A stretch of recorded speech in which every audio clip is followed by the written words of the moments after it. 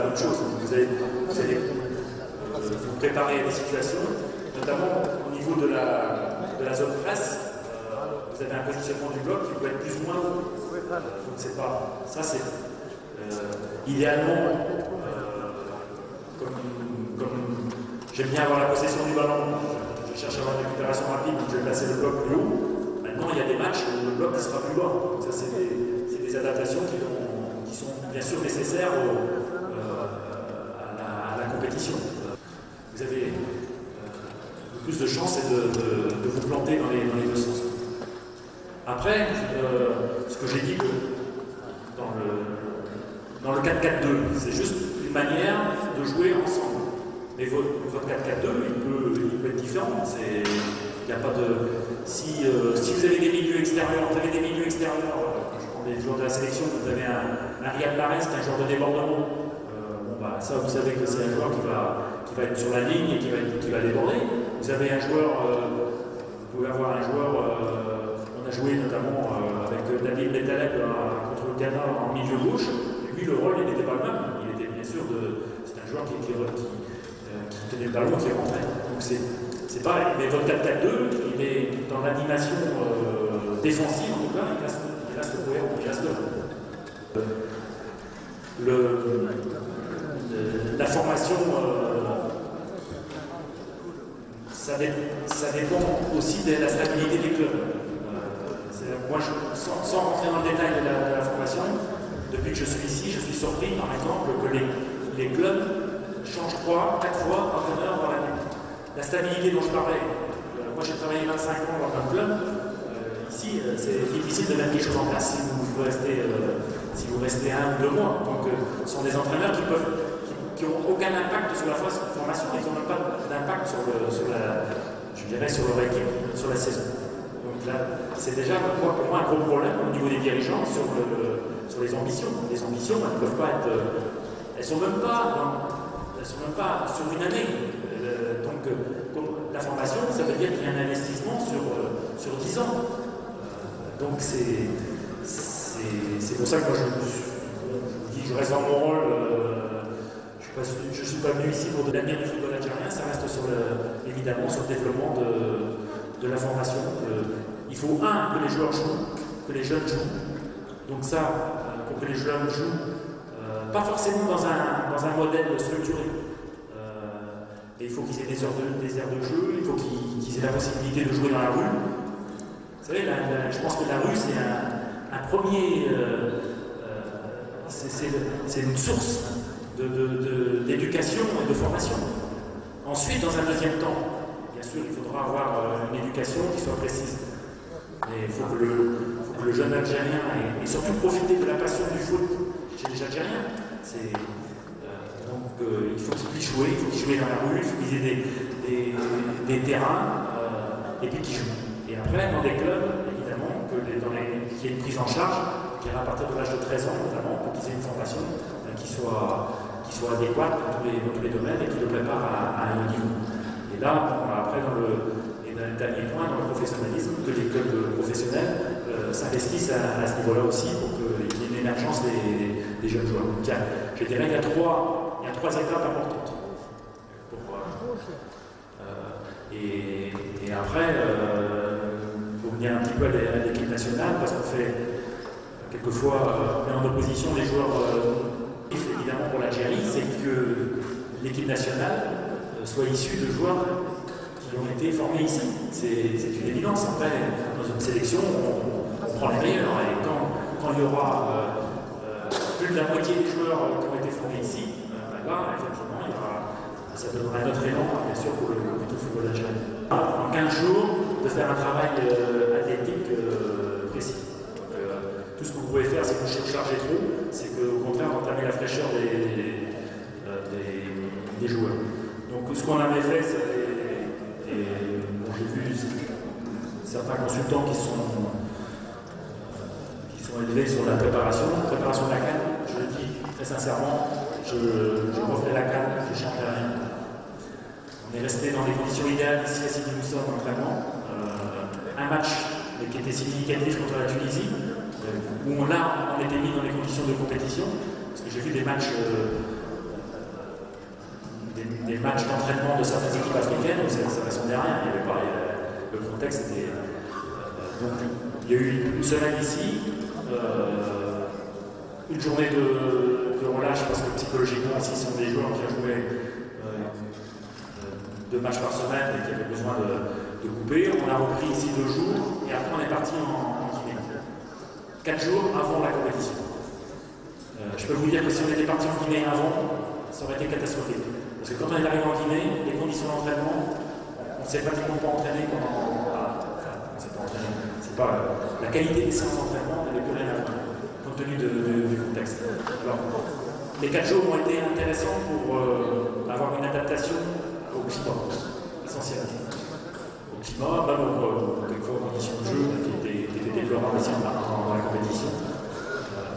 Mais donc, cette planification, on l'avait fait en toute connaissance de cause. On savait que si on allait en Guinée avant, il y aurait peut-être eu une adaptation au climat, mais ça ne nous aurait pas permis de faire un travail de qualité.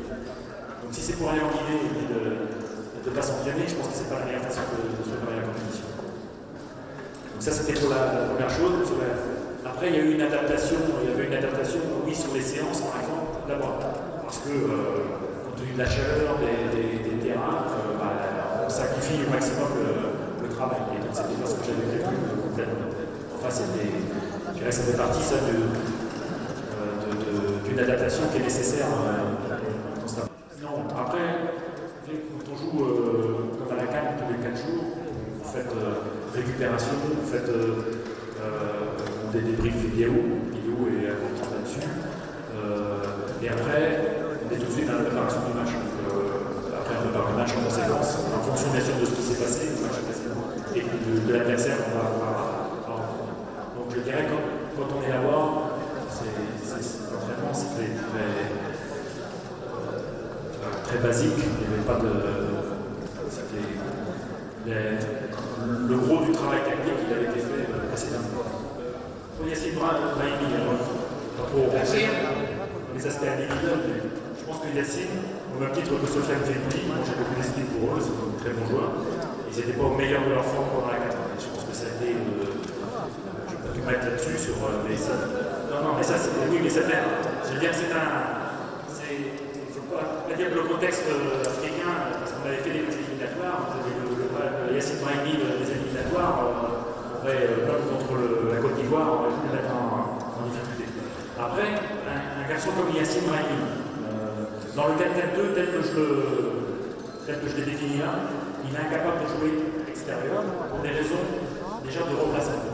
Si vous lui demandez de faire des courses de remplacement, et si vous avez vu le match hier contre le Bayern, vous avez Porto, qui d'habitude joue très haut, là devait se replacer. Et Yassine, dans son remplacement, a perdu toute son énergie pour jouer. Donc si vous lui demandez de faire un remplacement sur le côté, c'est impossible. Voilà. Il a joué aussi côté gauche. Il a fait des mi-temps côté gauche. Donc, vous avez tout son pouvoir créatif, vous allez le perdre déjà là. Après, si vous regardez un garçon comme Yassine Brahimi, c'est un joueur qui déborde pas. C'est-à-dire qu'avec Porto, même s'il joue milieu gauche, du fait qu'il soit à droitier, quand il joue à droite, c'est pareil, il termine toutes les actions dans l'axe. Il termine toutes les actions dans l'axe. Par contre, c'est un garçon qui a une qualité extraordinaire, c'est dans la capacité de se retourner dans les contrôles. Et donc placer le dos au jeu dans un rôle de deuxième attaquant, dans sa prise de balle, il a la capacité justement tout de suite à se remettre dans le sens du jeu et qui est extrêmement intéressant. Et par contre, quand il est placé en deuxième attaquant, il a des courses de remplacement qui sont moindres et donc ça entame moins son potentiel athlétique pour jouer. Alors je ne dis pas que j'ai détient la vérité, mais quand on place un joueur, quand on fait des choix, non seulement il y a aussi une question de complémentarité, parce que à gauche il y a des joueurs, il y a Riyad Mahrez, il y en a d'autres, à droite il y a Sofiane Febbi, on doit tenir compte aussi bien sûr de la complémentarité, mais je dirais simplement sur des aspects spécifiques à Yassine, en tout cas ce sont des arguments que je prends en compte pour le situer à ce niveau-là. Et puis après, il y a le fait que Yassine, quelquefois, il est Mais il ne faut pas dire, je pense que c'est un faux procès de dire, quand il est moins bon, ah oui, c'est parce qu'il joue dans l'axe. Et puis parce qu'un jour, il va être bon, avec Porto à gauche, il dit, bah oui, à gauche, c'est à gauche qu'il doit jouer. Et donc, au but, il a la capacité de se retourner. Le problème de Yacine, c'est que, évidemment, comme tous les joueurs qui sont des dribbleurs, il faut qu'il fasse le bon choix. C'est-à-dire qu'il ne faut pas qu'il abuse. Et quand le joueur, un joueur de ce type-là, j'en ai eu beaucoup, j'ai eu Karim Ziani aussi, c'est pas le bon profil. Le joueur, un dribbleur, quand il est moins bien, il va accentuer les dribbles. C'est-à-dire, il va chercher à dribbler davantage et au détriment après de son efficacité. C'est quelque chose qui est classique. Et Yacine, il est tout à fait dans ce cas-là. C'est-à-dire que quand il est moins bien, au lieu au contraire de simplifier, au contraire, il va chercher à dribbler davantage. Bien sûr, la CAN en Algérie, c'était la fête pour le peuple algérien. Après, nous, en termes comme technicien, on subit les choses. J'ai été plus déçu du résultat de la CAN 2015 que de l'attribution de la CAN 2017, même si effectivement le fait que ce soit si la CAN 2017 avait été en Algérie, il y avait une effervescence populaire. Voilà, c'est une déception. J'irais plus pour le pays. Après, comme technicien, je me soumets aux décisions qu'ils ont prises et je n'ai pas mon mot à dire dans ces aspects. L'axe défensif. Là, on tombe dans des aspects individuels, pas seulement, mais évidemment, mais il y a des aspects individuels qui peuvent être ponctuels aussi. Pas trop en dans les détails, pour faire un cadre mécanique, il a beaucoup joué cette année, il a fait le calme, il était vraiment moins bien aussi dans les matchs éliminatoires. Mais d'une façon générale, peut-être, c'est vrai que dans l'axe, on a très, très clairement un problème de vitesse. Alors la vitesse, dans le foot, c'est la vitesse de course, mais ça peut être compensé par la vitesse d'anticipation. Et par contre, si on a ni l'un ni l'autre, ça devient difficile. Les problèmes que l'on rencontre, c'est dans la gestion de la profondeur. Alors les problèmes de la gestion de la profondeur, il y a trois choses. Il y a déjà le cadrage, c'est-à-dire le départ du ballon. Si à la perte de balle, vous laissez l'adversaire tenir le ballon dans l'espace, là, évidemment, c'est déjà un premier problème. Si tout de suite vous empêchez cette passe en profondeur, pour la ligne défensive, c'est aussi sécurisant. Et donc ça c'est un premier point qu'on doit régler. Deuxième point, effectivement, c'est dans l'anticipation de la ligne défensive, de la profondeur. On a pris un but contre le Ghana la dernière minute qui est invraisemblable.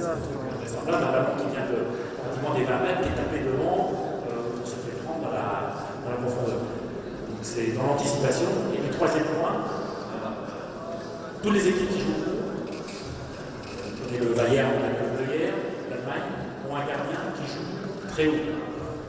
Et pour limiter bien sûr l'espace derrière la défense. Si vous avez un gardien dans les 6 mètres et si vous avez une ligne défensive qui est à la ligne médiane, vous avez un espace incroyable qui est difficile de gérer. Donc là, il y a aussi bien sûr un problème de positionnement de gardien qui doit être beaucoup plus haut, qui doit être anticipé sur les ballons qui sont donnés. Donc c'est la conjugaison des trois qui fait que souvent on est en difficulté sur ce type d'action dans la gestion de la profondeur.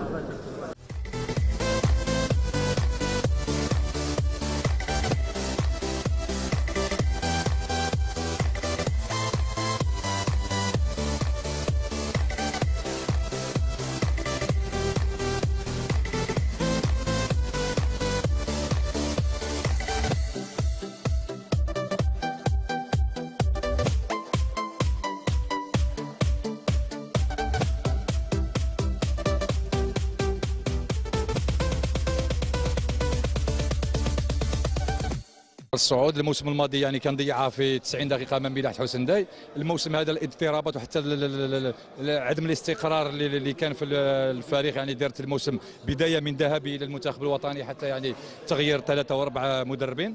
ولكن ان شاء الله مازالت فرصه، ان شاء الله نتمناو له يصعد ان شاء الله.